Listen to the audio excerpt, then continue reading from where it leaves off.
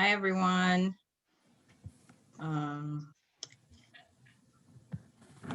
think, shall we give it 1 minute for a few people to join us?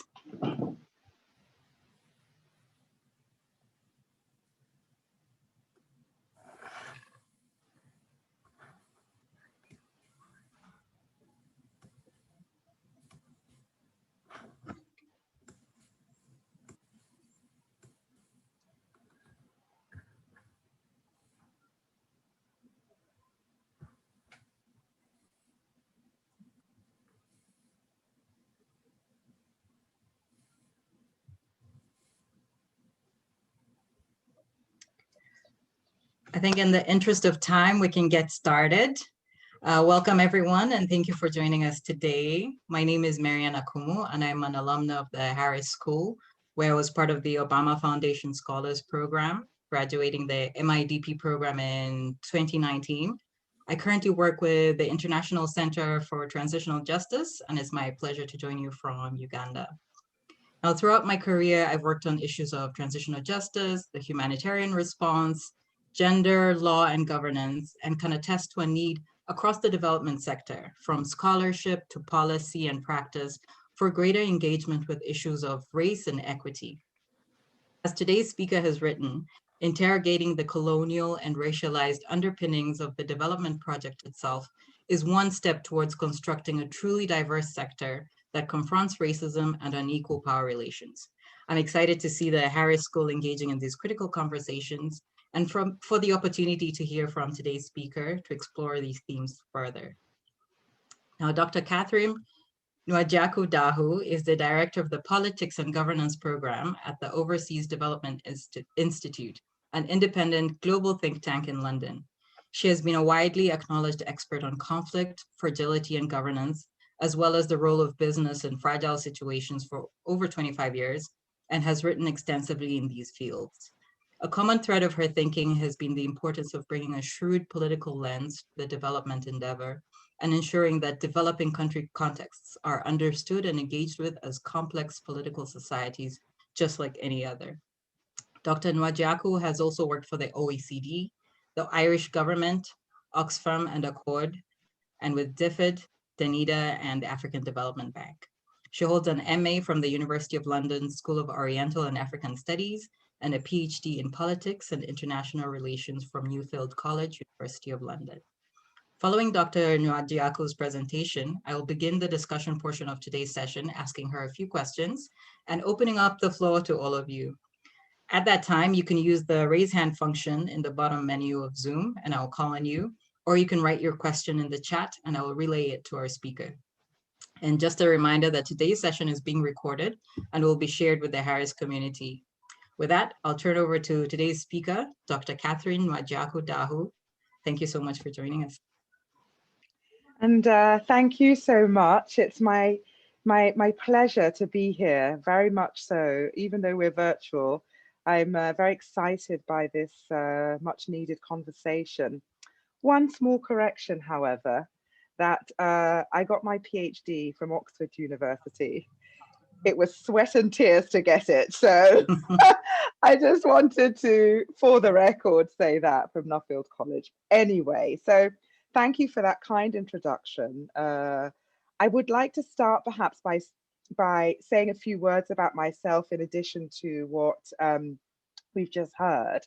So by my accent, you will hear that I'm a Brit. I was born in the UK, but I haven't always spoken like this. I was born in Scotland, in Glasgow, and left Glasgow when I was 3 years old. My parents had been studying there in the 1960s and left to go back to Nigeria, where I'm originally from, where they're originally from. And it didn't work out. We spent 2 years there. So from the ages of 3 to 5, I was in Nigeria and then came back to the UK to live in London and spent a lot of time subsequently in London, which is why I speak as I speak. And I say this because that background is important in terms of the way in which I've experienced what I describe in the op-ed as the development project and my relationship to it. I have been in the field for over 25 years, the field of development, and I'm delighted at this point, after 25 years of conversation in the corridors, of expressions of discontent under bated breath, to be able to talk about an issue which has plagued my experience in this sector for some time. But I'm also delighted to be able to speak about it at a time when I think there is scope for much change, much action, if we're all willing to roll up our sleeves and confront some of the legacies and get on with doing things differently. So yes, perhaps turn to the first slide. And oh, sorry, the second slide. This is just in the introduction.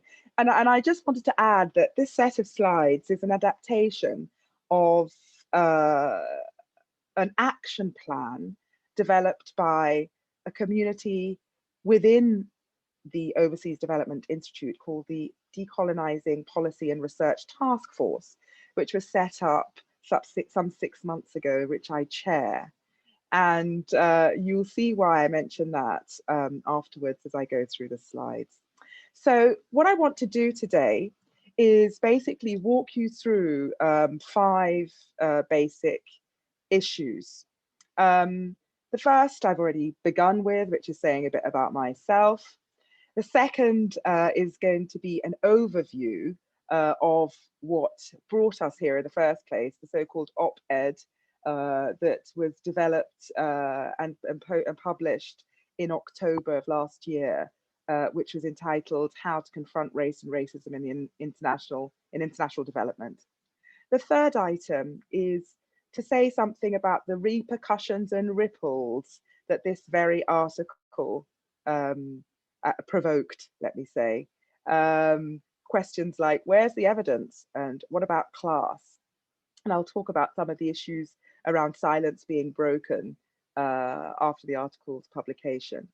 And then fourth, I want to say something about ODI, the Overseas Development Institute, and how it responded and what it's doing now to actually address some of the issues that we outlined in that article.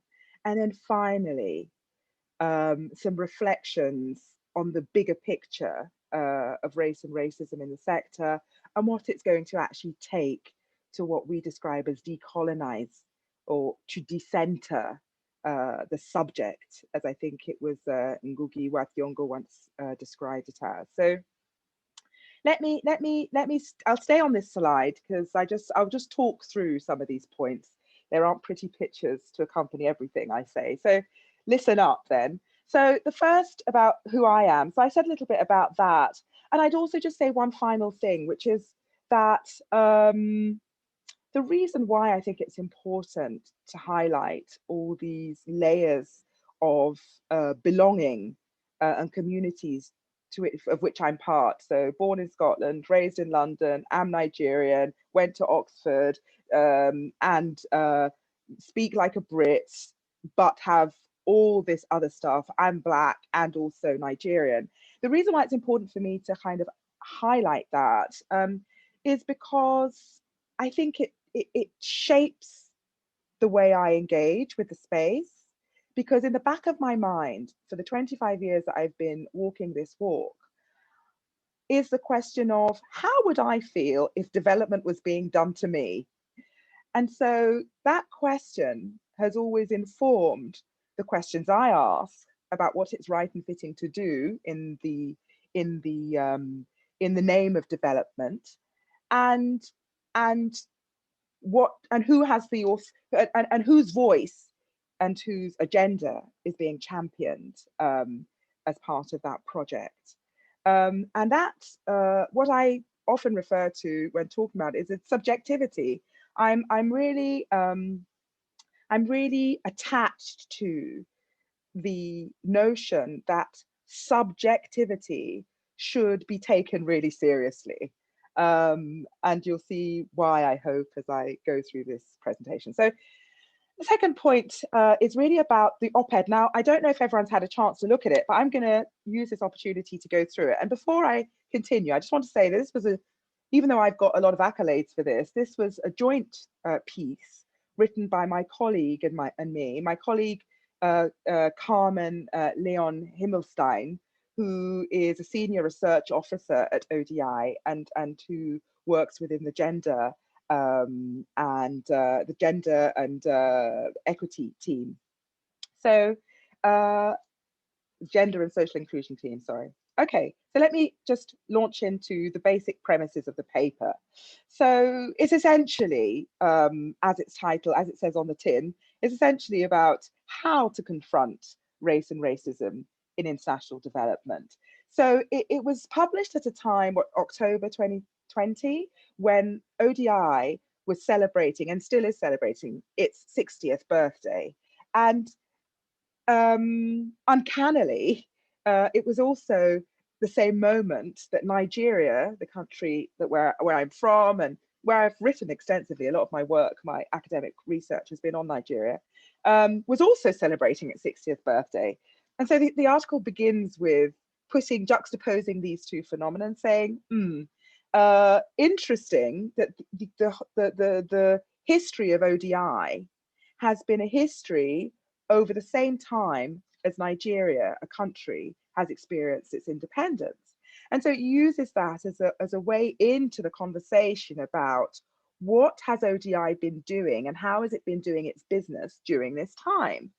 And very much on the back of the broader critique of the development project, which was given a new fillip with the Black Lives Matter movement, the article suggests that it is now time for ODI and other think tanks and development practitioners engaged in international development to take a long, hard look at what they've been doing and how they've been doing it. And it's basically saying that actually we need to come to terms with the underlying post-colonial hangover that much of the development project can arguably be said to be. It's something that I've felt very much live as I've walked my way through the last 25 years in and out of this space. And I'm really glad that this is the moment we're actually putting on the table. And let's not mince words. When I say that the development project has underlying colonial hangovers, and it is very much doing, in more benevolent terms, what one could arguably say the colonial project was doing in much more explicit terms, there are underlying questions of race and racism implied. So this is not just about the colonial project, but it's the underlying racializing and racist project that was the colonial project. So it's quite hard hitting what we're saying, even though, as I said, for many, many years, this was a subject that was mumbled in corridors amongst people and non-white people involved in the development project.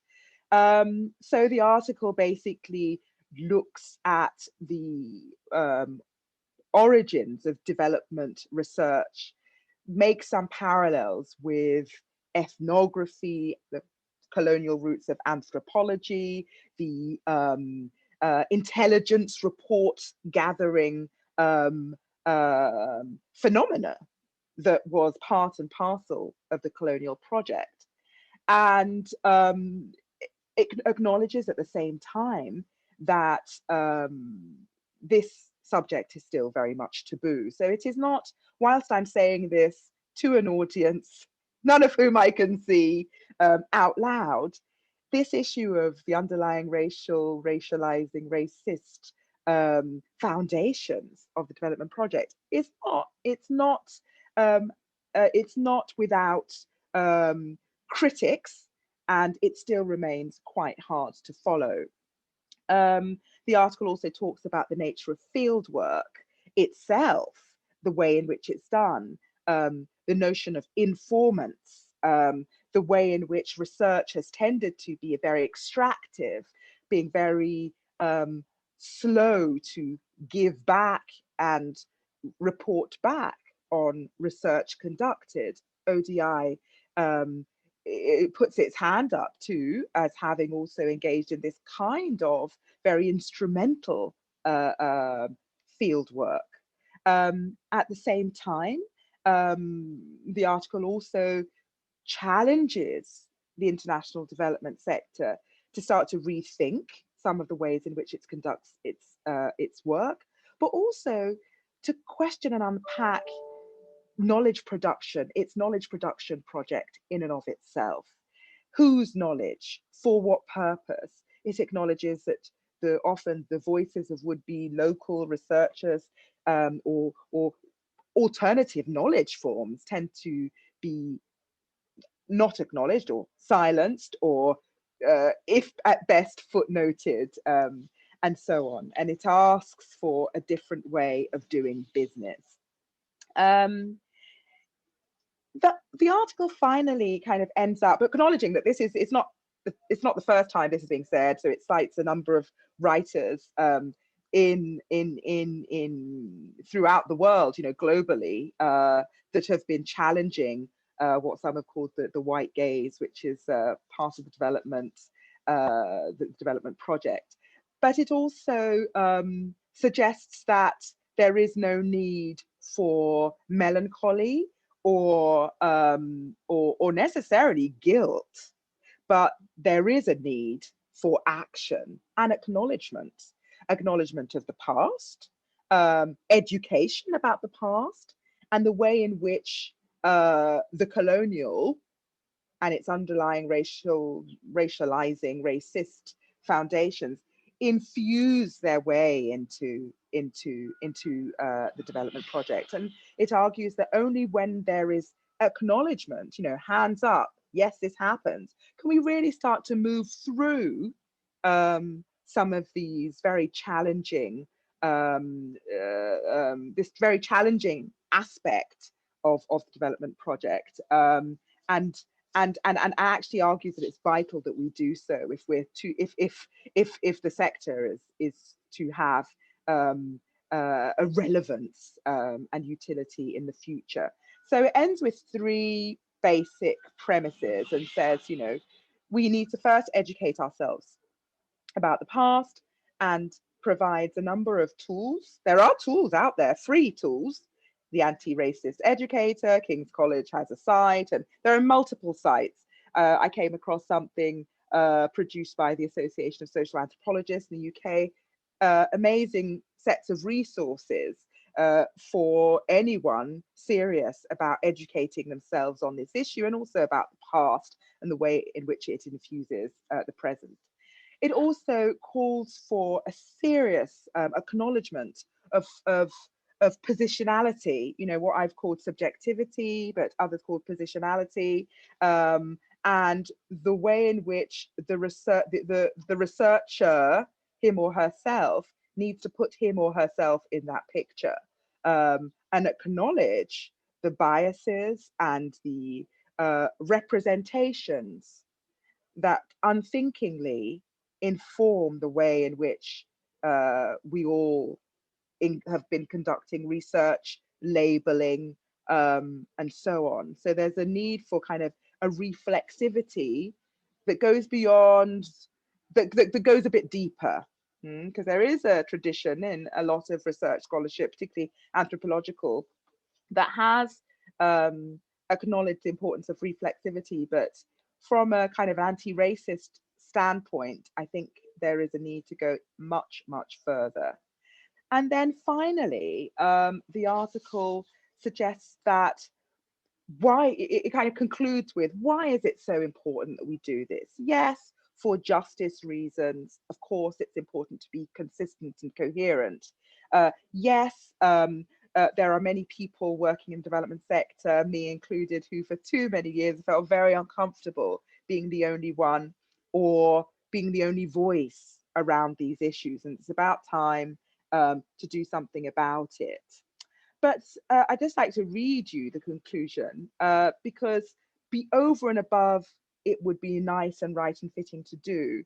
There's a bigger plea for the necessity of changing the way we're thinking and understanding the production of knowledge. And I say that, or we say, me and Carmen say, the planet faces challenges which require urgent and cooperative resolution. This cannot be delayed by the baggage of colonization and racism. Research and policy convening, which is our bread and butter in ODI, needs to ensure that this baggage does not inhibit our progress towards just, inclusive, prosperous, and sustainable societies, communities, and nations. So, benchmarks and peer reviews must therefore demonstrate that cutting edge research and policy thinking is actually decolonized. So we're not saying we just have to do it. We actually have to start measuring how we do it. Race cannot lazily be dismissed as an epiphenomenon. So equally, we need to understand race in the context of planetary problems, including sustainability, collective prosperity, and justice. A more granular understanding of the origins of racism and its negative impact on a better future is the only permanent way to end its relevance in behavior, thought, and action. So basically, that sums it up. That's what the article was saying. And I'd like to move on from the article as was to the article what then after it. So, just to say a little bit about my background, I've only been at ODI for the last 8 months nearly. So I started in July. And this article was one of the first outings, if you like, of me in the organization. And I was glad to have had the opportunity to have pulled it together with Carmen. It was, Black History Month. It was the way the organization was also looking to demonstrate that it wasn't just going to be flag waving around the Black Lives Matter movement, was actually going to use the opportunity of the Black History Month to actually start put its stake in the sand and say, this is where we want to be heading.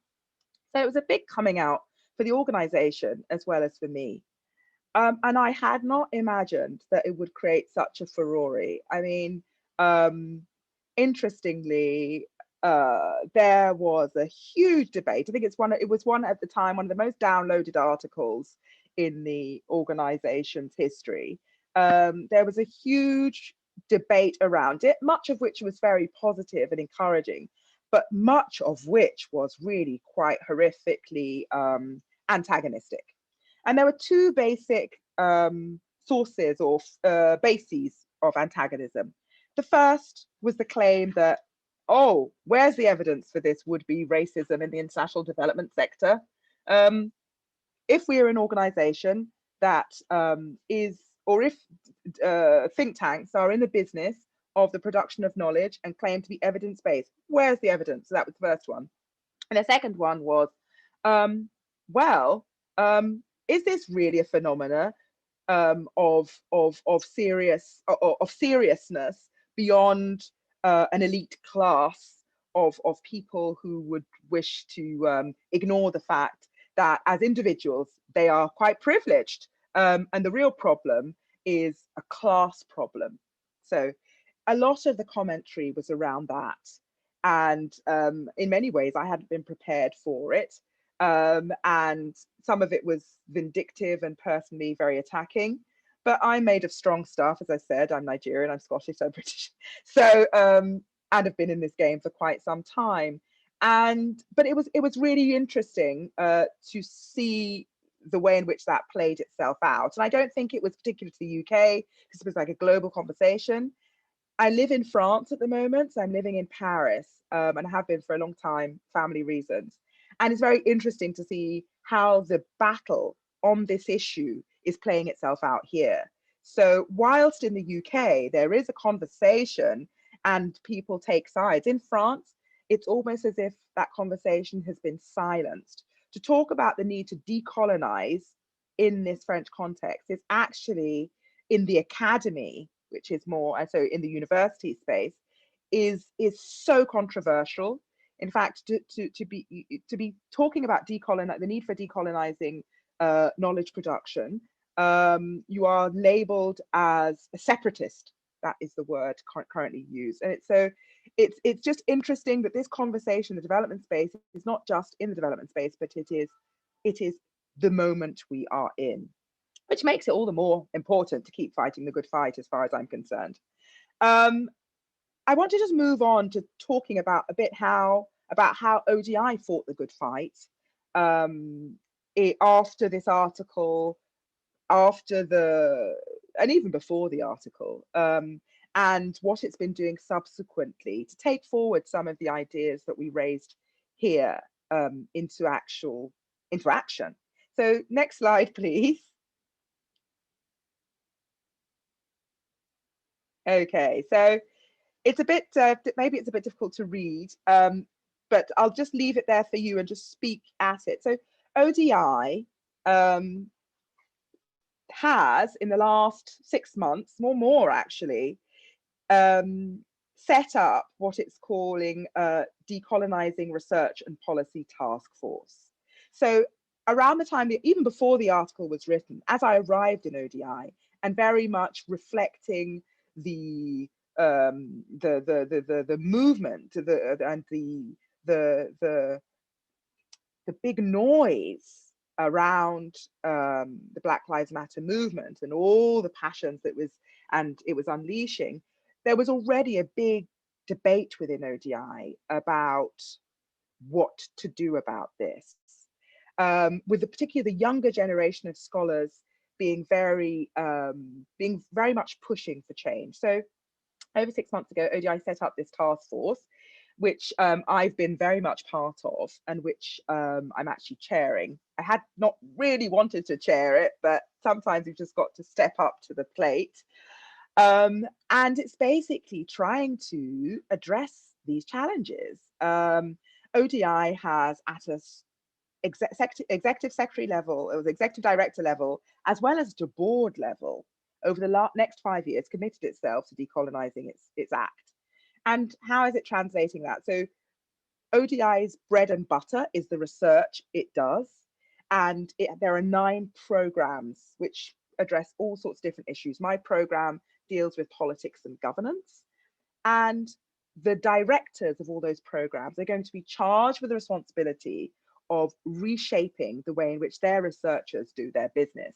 So the issues around partnership, how partnerships are conceived of and done and crafted, how research ideas, how research agenda are developed is going to have to change. So we are hoping over the next 15 months at least, we'll begin to see some changes in terms of how research agenda are designed, and also how researchers themselves start to retrain themselves and do what we described in this blog as the need for reflexivity, taking on board their own positionality and actually educating themselves about the literature on how to do research differently. So we've organized a series of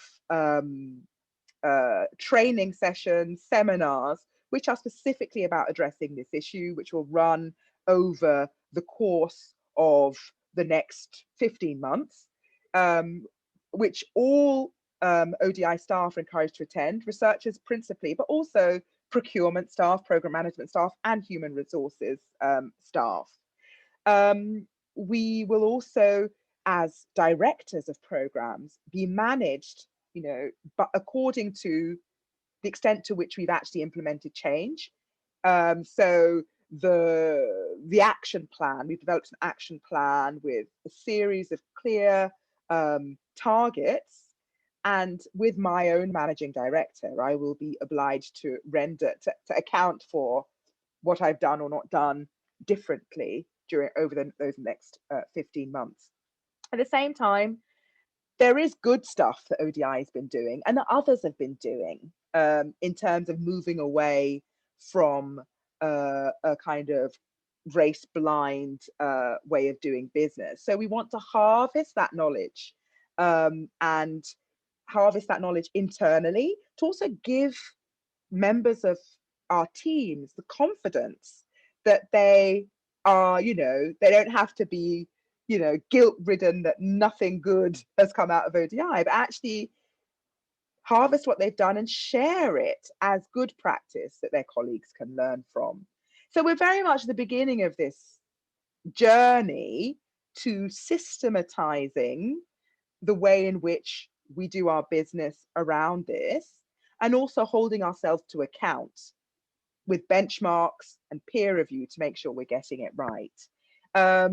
We want to also, say, we also want to ensure that, this is very great to be coming to Harris School to share with you what we're doing, but we don't want to do too much singing at the rooftops about how great we are, because we know we've got lots of work to do. So our emphasis, at least we're talking about phase 1 and phase 2, our emphasis is going to be very much about, getting our own house in order, doing our own internal cooking, rolling up our sleeves and making sure our core business, research and policy starts to be done differently.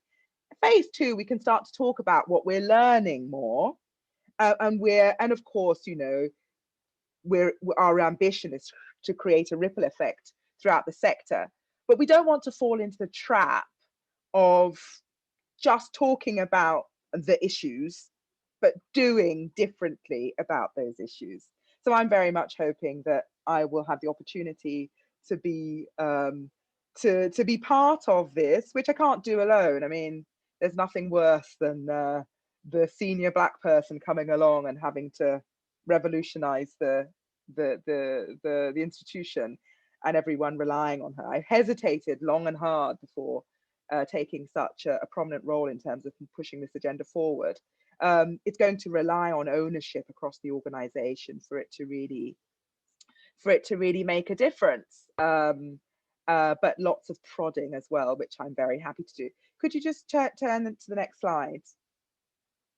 Okay, so there I just kind of breaking it down for you. So we're designing and redesigning the delivery of our research and advisory work to make sure it's decolonized.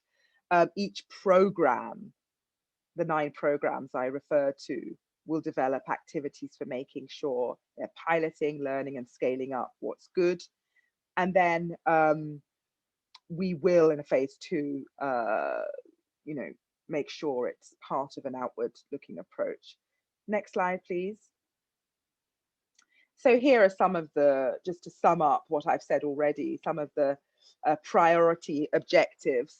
So we're reviewing the way we do partnerships. We're enabling program staff through practical resources to change the way they're designing.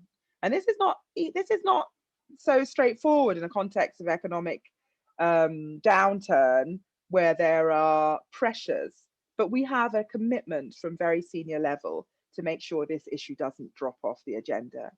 And we're really kind of trying to incentivize staff to make progress in this area by monitoring them, but also kind of a peer support to make sure innovations are celebrated and that institutional barriers to change are addressed. The way we do partnerships is also going to be determined by the kind of business model we're operating under.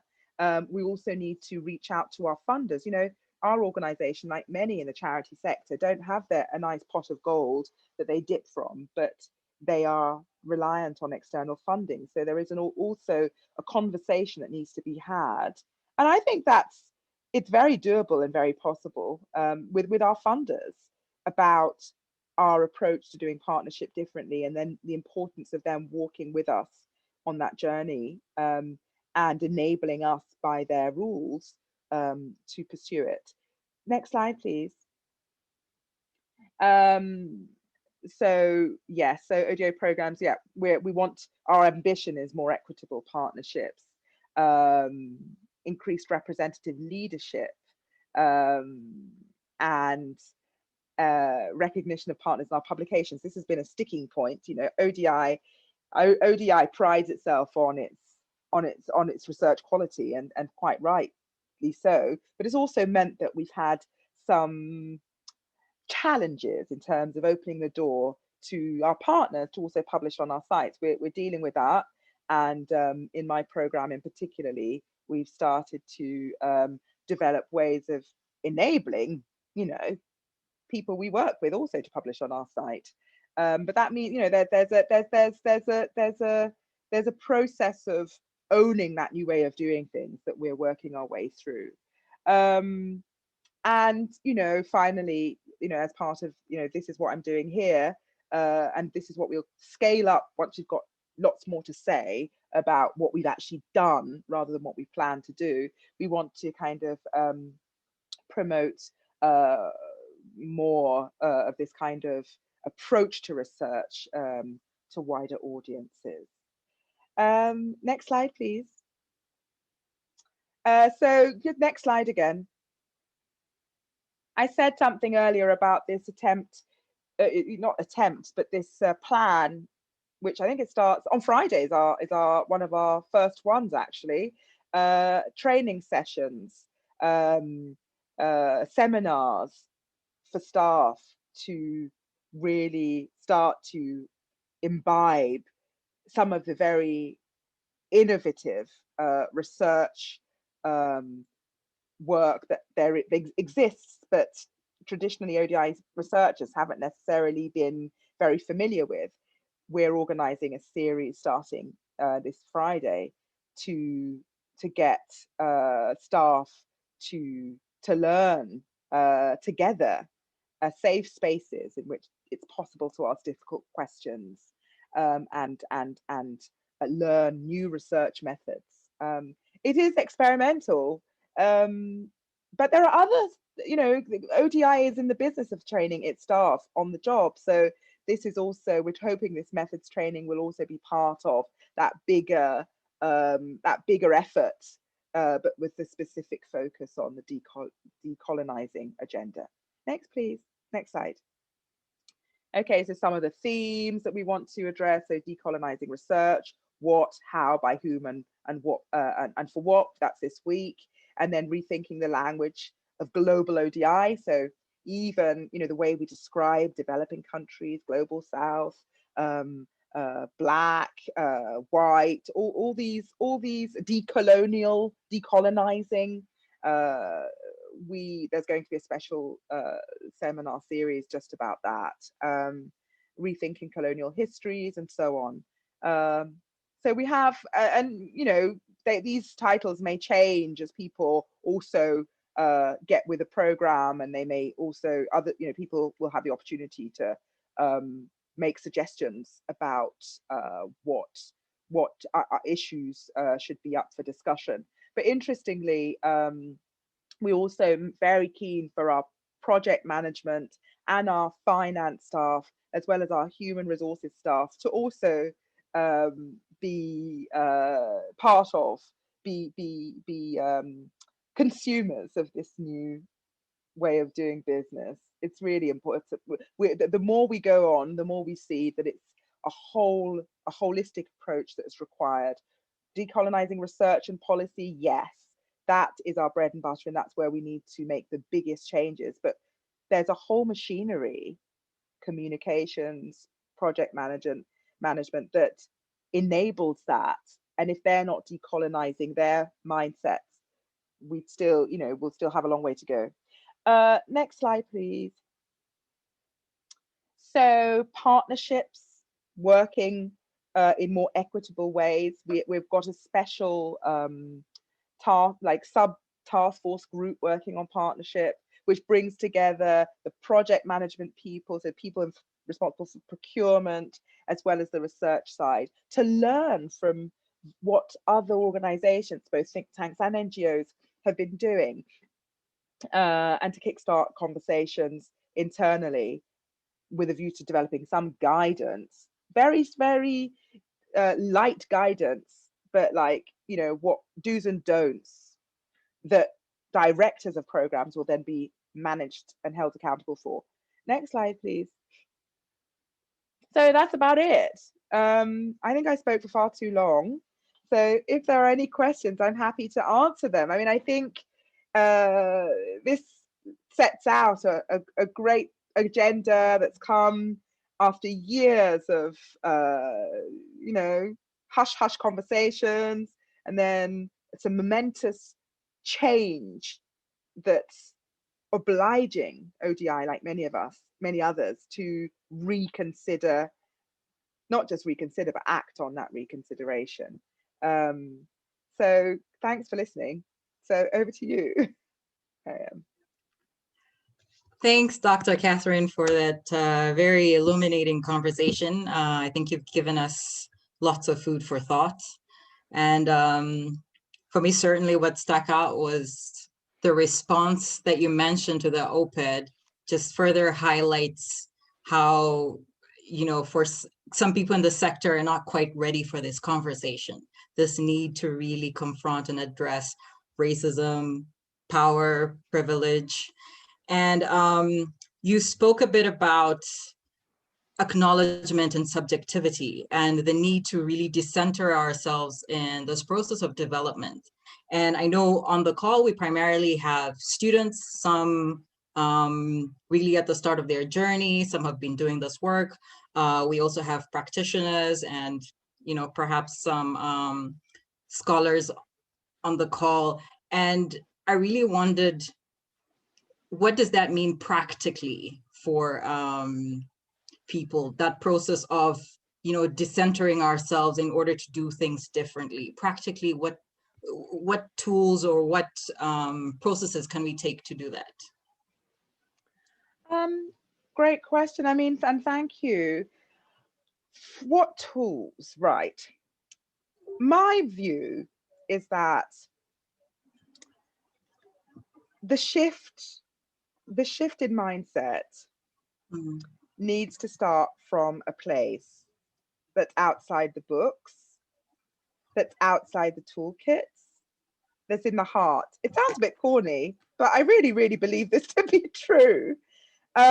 Because without that, there's going to be resistance all the way. So, and I say that because of the way in which I've seen resistance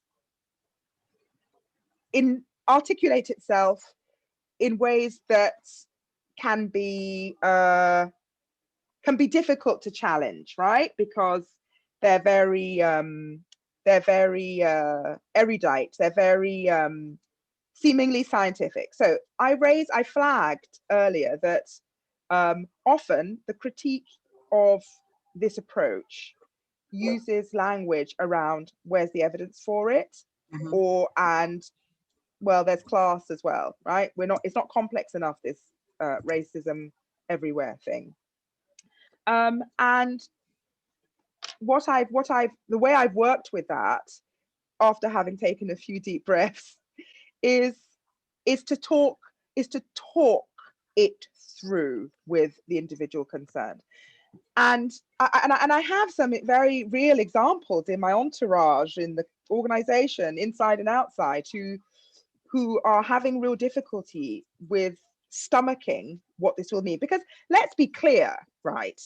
When I say decolonizing, and decolonizing is about decentering, it actually is about power. And the problem with the development space is because it feels it's doing such nice things for poor people, the power is very difficult the power relationship is difficult to own, right? So, I mean, there's lots, I gave that list of possible tools.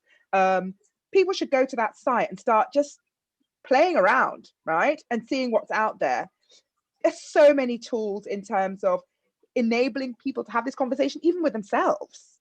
Who am I in relation to this project? What is in it for me? Why is it that I can go to Afghanistan and get a job and have had no experience of doing anything and get a job that's allowed me to buy a house in the UK when I come home after 1 year's stay? Why is that? Why is it? So it's and that self-questioning needs to be at the very beginning. And so there are tools that allow you to do that. But I do think it's also important to kind of confront the difficult questions, the discomfort. I think there's nothing worse than silencing or so-called political correctness in this space. If we're ever going to get any further, it's about that. So it's not straightforward. I'm sorry, I don't have a like some, you know, here's one I prepared earlier for the person who's going to, but I do think questioning one's motives is really important. And then you can be at ease with them if you're okay. I mean, my motives, I've always been very clear about my motives in entering this space. When I started off in 1994 with my first job, I could have gone into journalism. I wanted to get a job that allowed me to go and work in Africa more and to know Africa beyond my father's village. That was my motivation. I was really using the development space for that. That's exactly, you know, and I'm very interested in Africa's development, and you know, it is very deep for me. But that was my motivation, and still to this day. So I didn't necessarily hold up development as the savior. I was never, that wasn't really my reality. So let's see. I mean, I think so, asking oneself critical questions like, what is your reality? Where are you in this? And why are you doing it? And then being open to the possibility that your motivations might be challenged, and then moving to new motivations. So I'm sorry if I don't have a quick and easy answer, but I do think it begins in the self-questioning. Great, thanks for that. Unfortunately, we seem to be running out of time. Do you have time for one more question? Of course I do, yes. I'm so sorry, I spoke far too long. No, that's lots of knowledge. There's a question from Tyler Okeke. He says, in your article, you mentioned that it is important for development research organizations to recognize their position in a racially structured political economy or racial capitalism. Do you anticipate that perhaps decolonizing development research may mean advocating for, or at least uplifting, other frameworks for how to organize production and trade and their relationship to government? Yes. Sorry, it was a very long question, but I do think, yes, I do think that inequality is at the heart of, inequality and justice is at the heart of this struggle, right?